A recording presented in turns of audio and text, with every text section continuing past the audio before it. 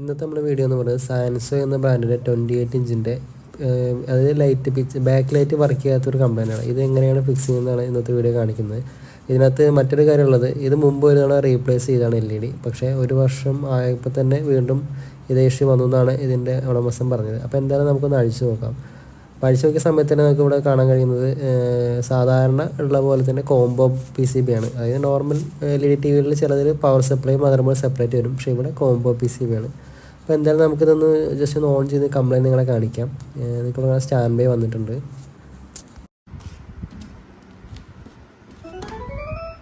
നിങ്ങൾക്ക് കണ്ട പോലെ പിക്ചർ വരുന്നില്ല, ബാക്കി സൗണ്ട് എല്ലാം വരുന്നുണ്ട്. അപ്പോൾ എന്തായാലും നമുക്കിതിൻ്റെ LED-ക്കുള്ള ഔട്ട്പുട്ട് വോൾട്ടേജ് ചെക്ക് ചെയ്ത് നോക്കണം. ഇത്തരം TVകളിലെല്ലാം തന്നെ നമ്മൾ സ്റ്റാൻഡ് ബൈ റിലീസ് ചെയ്യുന്നതിന് മുമ്പ് തന്നെ LED-ക്കുള്ള വോൾട്ടേജ് ഒരു 30 അല്ലെങ്കിൽ 40 വോൾട്ടേജ് അതിനകത്ത് സ്റ്റാൻഡ് ബൈ ആയിട്ട് വന്ന് നിൽക്കും. നമ്മൾ എപ്പോഴാണോ സ്വിച്ച് ഓൺ ചെയ്യുന്നത് ആ സമയത്ത് മാത്രമേ ബാക്കിയുള്ള വോൾട്ടേജ് വന്ന് LED വർക്ക് ചെയ്യുള്ളൂ. അങ്ങനെയാണ് സാധാരണ ഈ ബോർഡുകളെല്ലാം വർക്ക് ചെയ്യുന്നത്. ഇപ്പോൾ നിങ്ങൾക്കിവിടെ കാണാം പാനൽ വോൾട്ടേജ് ഒക്കെ 12 വോൾട്ട് കാണിച്ചു.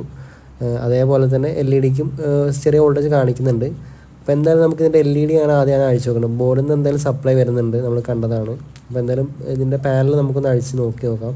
LED പോയിട്ടുണ്ടാവും ചെക്ക് ചെയ്ത് നോക്കണം. അപ്പോൾ ഇതൊരു റയർ മോഡലാണ്, അതായത് 28 ഇഞ്ചിൻ്റെ ഇപ്പോൾ TVകൾ വരുന്നില്ല. അപ്പോൾ ഇത്തരത്തിലുള്ള TVകൾ സ്വന്തം, അതായത് നമ്മൾ തന്നെ ഒരു വീഡിയോ കണ്ടിട്ട് അഴിക്കുമ്പോൾ വളരെയധികം ശ്രദ്ധിക്കണം. കാരണം ഡിസ്പ്ലേ ഡാമേജ് ആയി കഴിഞ്ഞാൽ ഒരിക്കലും പുതിയ ഡിസ്പ്ലേ നമുക്ക് കിട്ടില്ല. അത് വളരെയധികം ശ്രദ്ധിച്ച് വേണം ഇത്തരം TVകൾ അഴിക്കുമ്പോഴും അതുപോലെ റിപ്പയർ ചെയ്യുമ്പോഴും.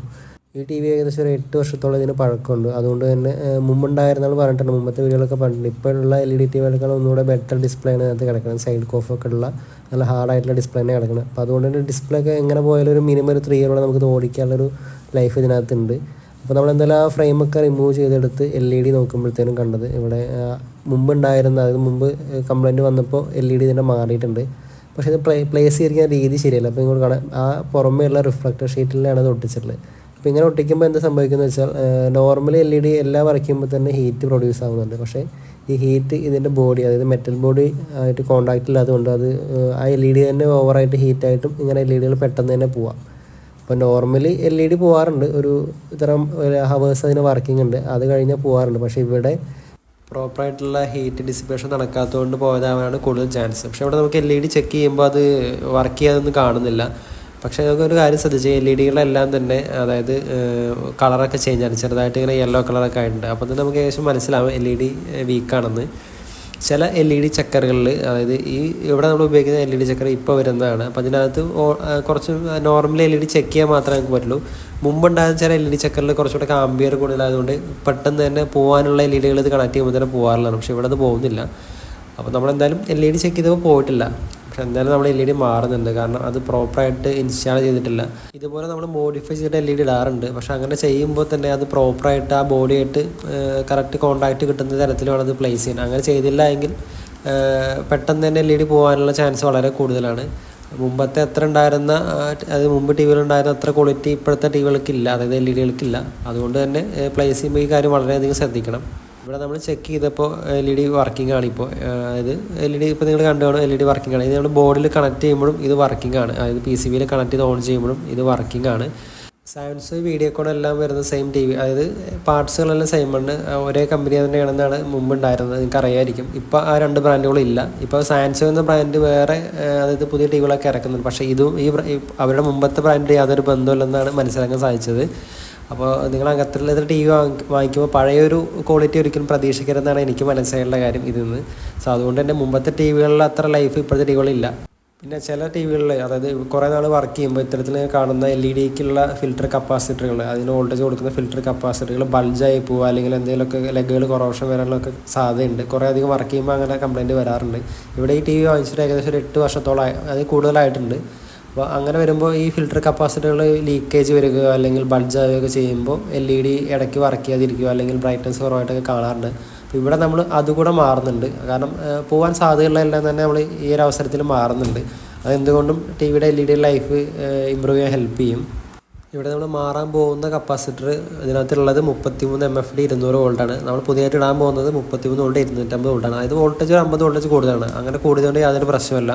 എപ്പോഴും കുറച്ച് കൂടുതലുണ്ടെന്നാണ് ഒന്നുകൂടെ നല്ലത്. അപ്പോൾ നമ്മളിവിടെ അത് ആ കപ്പാസിറ്റർ ഫിൽറ്റർ കപ്പാസിറ്റർ മാറുന്നുണ്ട്. ഇത്തരത്തിലുള്ള LED ഇങ്ങനെ മോഡിഫൈ ചെയ്യുന്നത് എപ്പോഴാണെന്ന് വെച്ചാൽ, അതായത് നമ്മൾ ആ ടി വിയുടെ സെയിം LED കിട്ടാതെ വരുമ്പോഴോ, അല്ലെങ്കിൽ അത് കോമൺ ആയിട്ട് കംപ്ലൈൻറ്റ് വരുന്ന പ്രൊഡക്റ്റുകളാണെങ്കിൽ നമ്മൾ വേറെ മോഡൽസിൻ്റെ LED ഇത്തരത്തിൽ മോഡിഫൈ ചെയ്ത് ഉപയോഗിക്കാറുണ്ട്.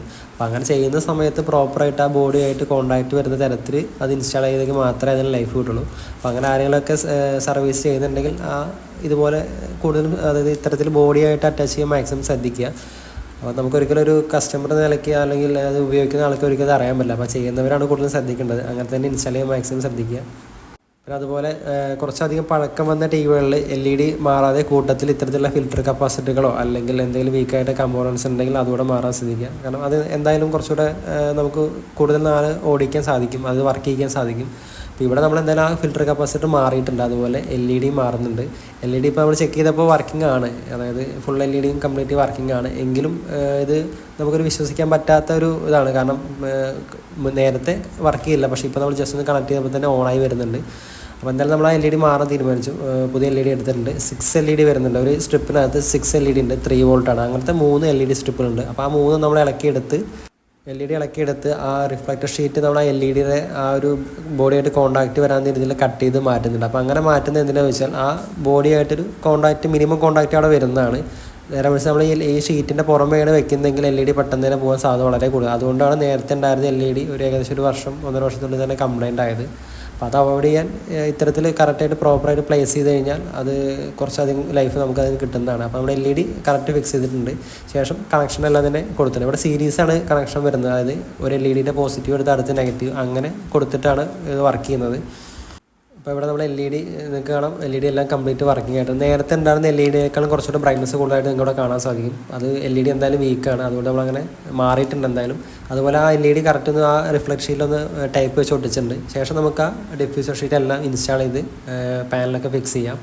ഇതിനകത്ത് മുമ്പുണ്ടായിരുന്ന LED 6 LED ആണ്. അതായത് 6 LED ഒരു സ്ട്രിപ്പിനകത്ത് 3 വോൾട്ട്, അങ്ങനെ 18 വോൾട്ട് ഒരു സ്ട്രിപ്പിനകത്ത് വരും. അപ്പോൾ അതെല്ലാം കൂടെ 3 സീരീസ് വരുമ്പോൾ മൊത്തം 54 വോൾട്ട് ആണ് ഈ LED വർക്ക് ചെയ്യാൻ വേണ്ട വോൾട്ടേജ്. അതുപോലെ ഇത്തരത്തിൽ LED ഒക്കെ മാറുന്ന സമയത്ത് അല്ലെങ്കിൽ സ്വന്തമായിട്ട് മാറുന്നുണ്ടെങ്കിൽ പാനലൊക്കെ വളരെ കെയർഫുള്ളായിട്ട് തന്നെ അഴിച്ചെടുക്കുക. അങ്ങനെ ചെയ്യുന്നുണ്ടെങ്കിൽ അത് വളരെ കെയർഫുള്ളായിട്ട് തന്നെ ചെയ്യുക. അല്ലാത്ത പക്ഷേ അത് പൊട്ടിപ്പോൾ വളരെ ചാൻസ് കൂടുതലാണ്. അപ്പോൾ കോമൺ സൈസ് അല്ലാത്തതുകൊണ്ട് തന്നെ അത് പൊട്ടിക്കഴിഞ്ഞാലോ അല്ലെങ്കിൽ കംപ്ലൈൻ്റ് ആയാലോ സർവീസ് ചെയ്യാൻ വളരെ ബുദ്ധിമുട്ടായിരിക്കും. കാരണം ഇത്രയും നാൾ പഴക്കമായതുകൊണ്ട് അതിൻ്റെ കോഫുകളൊക്കെ കൊറോഷൻ വരാനൊക്കെ സാധ്യതയുണ്ട്. അപ്പോൾ നമ്മൾ പാനലൊക്കെ ഫിക്സ് ചെയ്തിട്ട് നീറ്റായിട്ട് ഒട്ടിച്ചിട്ടുണ്ട്, ബോഡിയായിട്ട് ഒട്ടിച്ചിട്ടുണ്ട്. ഇനി നമുക്ക് അതിൻ്റെ ബാക്ക് കവറും അതുപോലെ സെൻസേഴ്സൊക്കെ കണക്ട് ചെയ്ത് TV ഒന്ന് ഓൺ ചെയ്ത് നോക്കാം.